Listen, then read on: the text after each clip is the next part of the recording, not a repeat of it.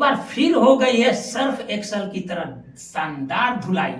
जी हाँ, बात कर रहे हैं उसी बेइज्जत स्टार का जिसका जिक्र हम शुरू से करते आए। एक बार फिर से बैटल ग्राउंड 2 में भोजपुरी के बेइज्जत स्टार यानी कि खेसारी लाल यादव की जबरदस्त धुलाई हो गई है। ये किस तरीका का बंदा है कि बैटल ग्राउंड में हर कोई इसको बजा कर जा रहा है और फिर भी खेसारी लाल यादव को जो है शर्म नहीं आ रही है। हम बात कर रहे हैं प्रियंका चौधरी की, जिन्होंने खेसारी लाल यादव को क्या खूब लताड़ा है। आप वीडियो में देखिए।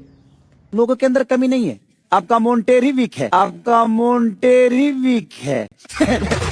क्या है? We will see. क्या है? Now we will see. क्या होता है? मोन्टेर होता है क्या? मैं समझ मेंटल की बात कर रही अच्छा, है। वो mental की देखेंगे है। कौन कितना वीक है। सारी तो वीडियो देखकर आप क्या कहना चाहेंगे? क्या खेसारी लाल यादव भोजपुरी का नाम ऊंचा कर रहे हैं या हर इंडस्ट्री में जाकर ये भोजपुरी का नाम नीचा कर रहे हैं और साथ ही भोजपुरी फैंस को निराश कर रहे हैं?